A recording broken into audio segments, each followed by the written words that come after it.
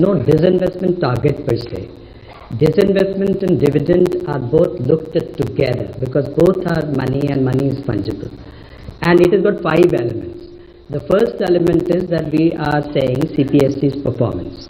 The second is we say that we should have communication of performance. The third we say that the capex of the CPSC, which is important as you know in terms of accelerating growth. The fourth is the consistent dividend policy. And the fifth is there is a calibrated disinvestment strategy. And the disinvestment also is there. The listing is a part of disinvestment itself.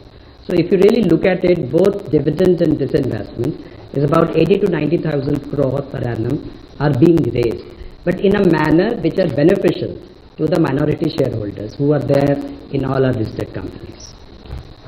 65, backside.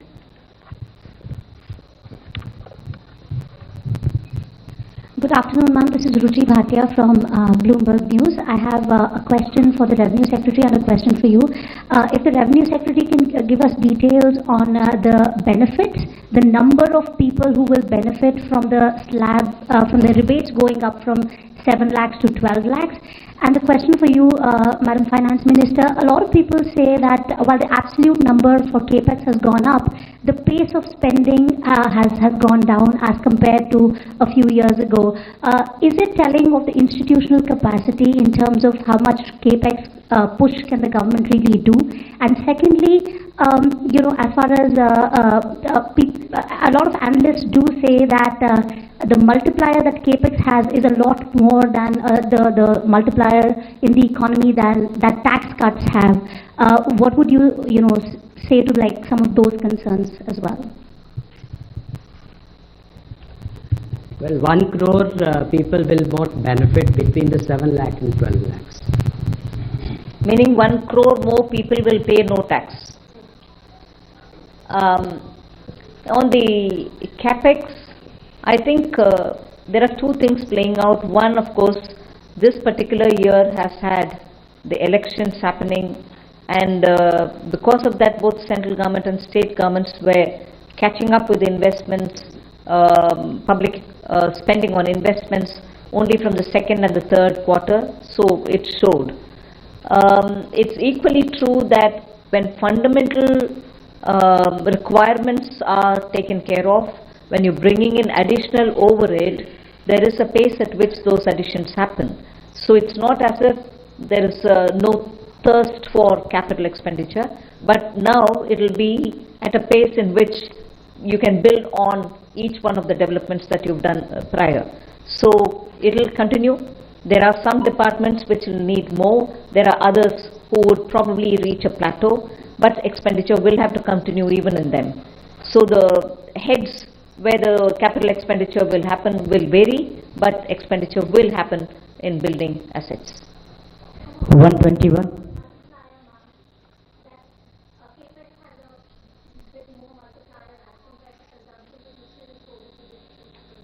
No, CAPEX is also continuing. I have not foregone CAPEX to give for revenue expenditure or consumption expenditure. So both continue. Yeah, Ajay. Look at what the overall numbers are. Even in the coming year, the next year, effective capital expenditure, including what Government of India provides to state for their capital expenditure, is 4.3% of the GDP, one of the highest. It is not just what Government of India departments spend, it is the total money which goes for the capital expenditure. And if you look at that compared with this year's RE, there will be 20% increase. If you look B to B, still there will be a 10% increase.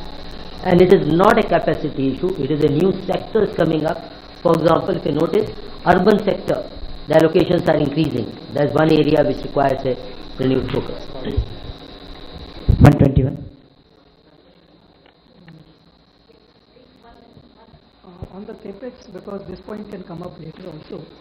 So one is the CAPEX that we give directly, that is we do a central government directly. Other is that grants that we give to the state governments, for the state governments to do CAPEX, for example for Pradhan Mantri Gram Sadak Yojana, for example Pradhan Mantri Awas Yojana, and so on and so forth.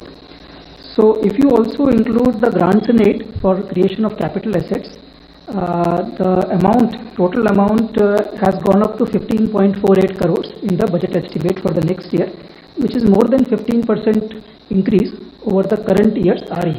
So that is a substantial increase, whereas you consider that the overall expenditure, that is revenue plus capital, has grown by around 7% in the next financial year as compared to this year's RE. So this is almost twice the aggregate growth in the expenditure. Yes.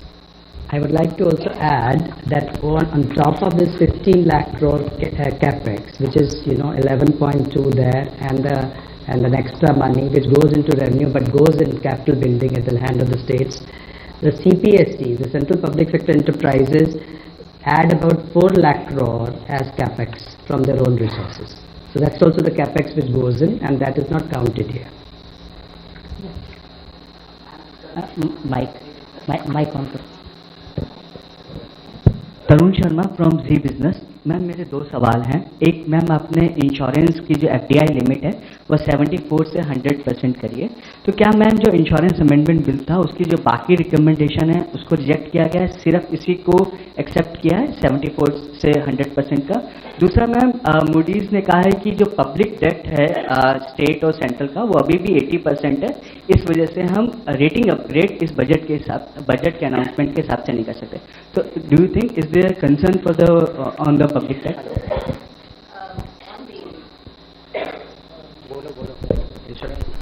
Yeah. See, presently the insurance is 74%. Now, fundamentally, whether it's 74% or 100%, the material doesn't matter. What actually matters is the psychological feeling that they can actually own the company 100%. Along with this FDI, we are also going to, FM also announced that we are going to simplify certain procedures and rules that we frame, which is including the key management person who can be chairman of the company, and person who can be the CEO and board of directors, and also repatriation of dividends. All those are part of this the proposed reforms that has been announced by the FM today. And sir, what about the other recommendation on the draft insurance amendment bill? That's what we are actually bringing. The draft insurance bill is the one FM has announced, but the main point she has mentioned that 100% FDI, including simplification of existing rules for FDI industry. The draft bill is also coming. Is coming.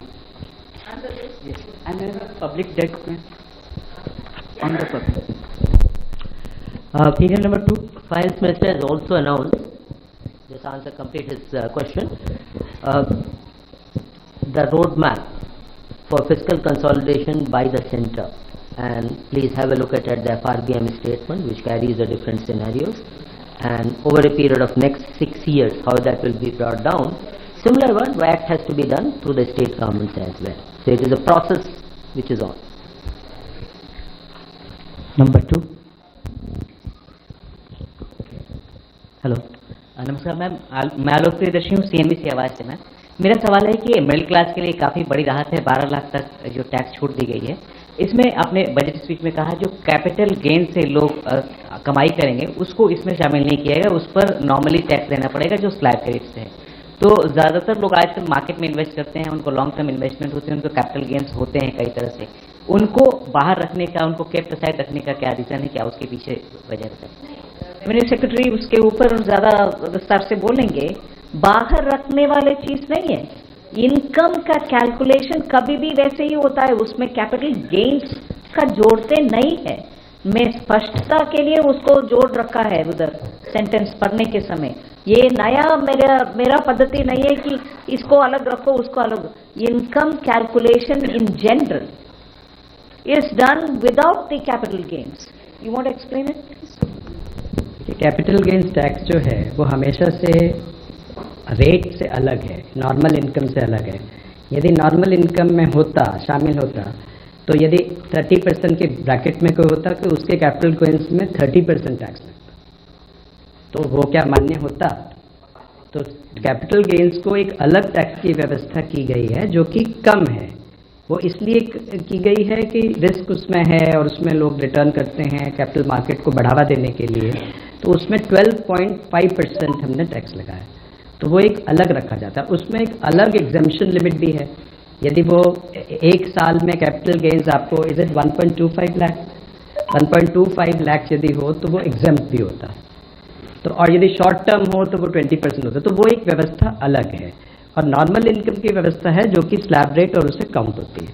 तो इसलिए वो अलग ही है, confusion ना हो इसलिए वित्त मंत्री जी ने स्पष्ट उसको कर दिया था स्पीच में, क्योंकि ये कंफ्यूजन की संभावना थी कि सब लोग ये समझेंगे, तो उसको स्पष्ट किया गया। 46 पीछे hello ma'am, Harsh Kumar from Business Standard newspaper. Ma'am, since government has decided to move ahead with a comprehensive asset monetization plan, so what are the new changes from the previous one, and if you can give some broader aspects of it in detail? See, as we are aware that till the last year, the first program which was launched in 2021, achievements have been of the order of about 90%, which is a good progress. Based on that success is the next leap, almost double the amount which are coming up. And there are newer asset classes will also be come up. For example, transmission assets, and not just of the Government of India. Government of India doesn't own, say, power corporation, power transmission corporation, but state government's assets are also there. So they will do the monetization, and you will hear very soon that entire plan will be out. Sir, can we in future get a separate number of asset monetization and disinvestment? See, this money, what the intent is, there is already an investment, or rather the assets are there which may be owned by Government of India, which may be owned by, say, NHAI, or they may be owned by one of the PSUs. They disinvest, not disinvest, they monetize that asset and use that money to build a fresh or a new project and a new asset, plow back that money back into the economy. So these are not necessarily money coming to Consolidated Fund of India. Very rarely the money comes in. NHI doesn't invest, money remains with them, they build another road by using that money. 13.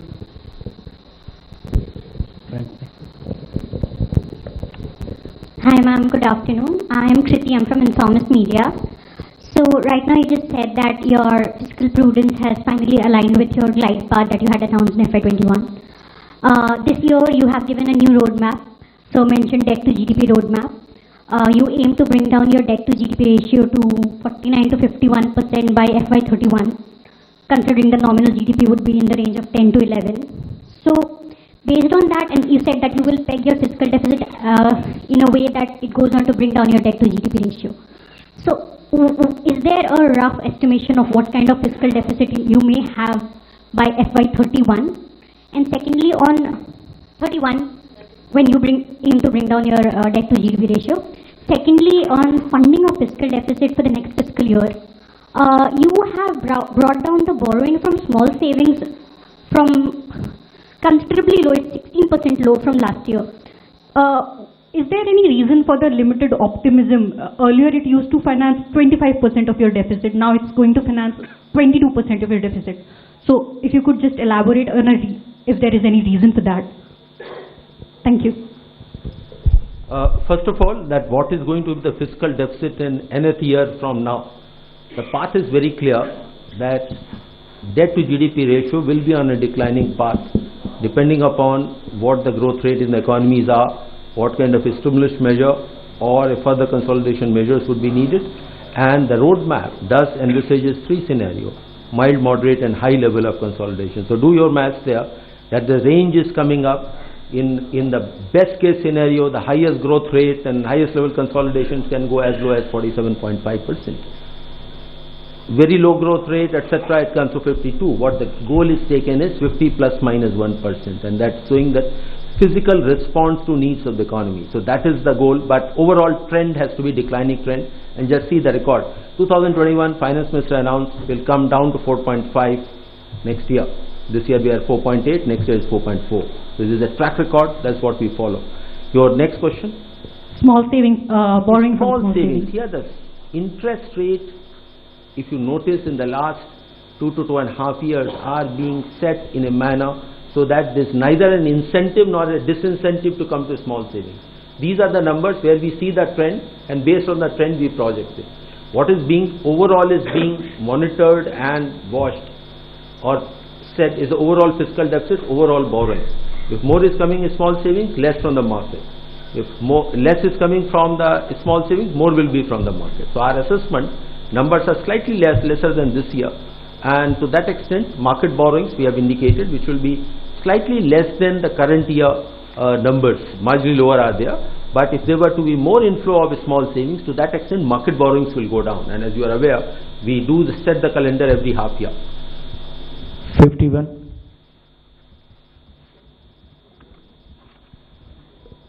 Hi ma'am, this is Vikas from the Hindu.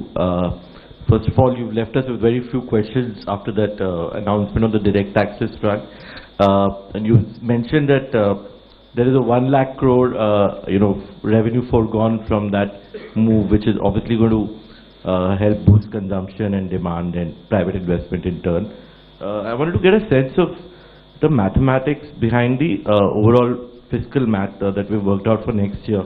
Because despite this tax relief, we are looking at a direct income tax as receipts as a part of gross tax receipts are likely to rise to 33.7% as per the revenue receipts plan, and which is the highest ever, and marks a significant increase over the 24-25 income tax receipts. So I wanted to understand what's what gives, how do you work this out? Because on one hand, we are giving away significant relief. Where do we expect the gains from? I hope you're not suggesting we shouldn't have done this. Are you? I hope you're not suggesting that we shouldn't have done this income tax, giving money back to people through rebates and other ways. No, I'm just curious where we expect the buoyancy coming from. That's fine. All right. It was answered at that time. Anyway. Okay, let me just see, we are talking about personal income tax, taxes on income, and we had 19.7% growth in 22-23. We have 25.4% in actual terms, and 23-24 we had 25%, and 24-25 if you take the RE figures, growth is likely to be 20%. And what we have proposed for 25-26 is a growth of 14.4%. So we have moderated. I mean, we have been growing 20% almost on this plan, and we have made it 14%. Now coming to buoyancy, our buoyancy was in for the taxes on income was 2.65 in 23-24, and 24-25 expected buoyancy is 2. And the buoyancy which has been assumed for 25-26 is 1.42. So you would see that we have assumed a moderate buoyancy looking into the sacrifice of revenue which has been done. So we have done our math. Thank you. 9. Third row. Good evening, ma'am. Considering the government's measure to put sorry, this is Chetan from Business Today. Considering that the government's measure to put in more money into the hands of the public, are you trying to mitigate the impact of a possible Trump tariff trade wars from the US, or are you relying more on domestic production to ensure that Indians have a shield from the US trade wars if they happen to be so? Well, I don't think we've gone that far to justify this income tax rate reduction. We've responded to the voice of the people and also made our own assessments, and therefore we've given this. And I thought there was an allegation also that we didn't respond to what may come through the US administration's tariff whatever decisions.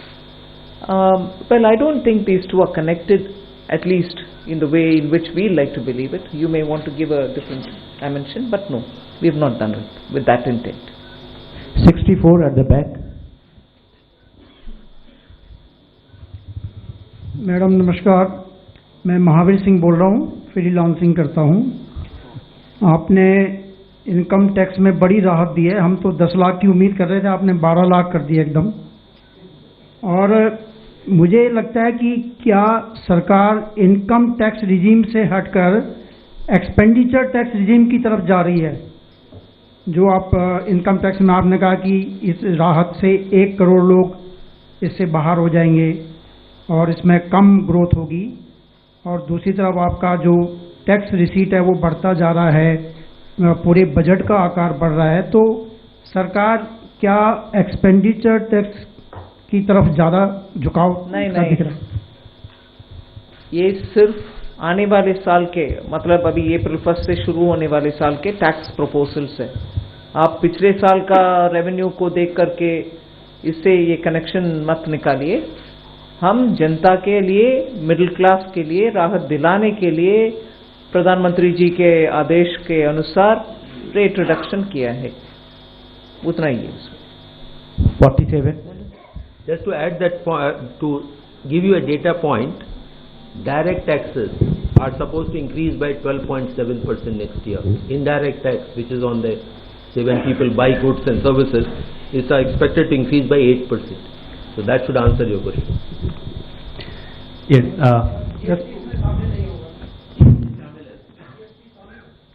हमारी central amount शामिल है। एक इसी point पे और यदि हम देखें डायरेक्ट टैक्स और इनडायरेक्ट टैक्स का रेशियो, तो वर्तमान साल में आरई में ये 1.39 है, मतलब डायरेक्ट टैक्स लगभग 139% है इनडायरेक्ट टैक्स का।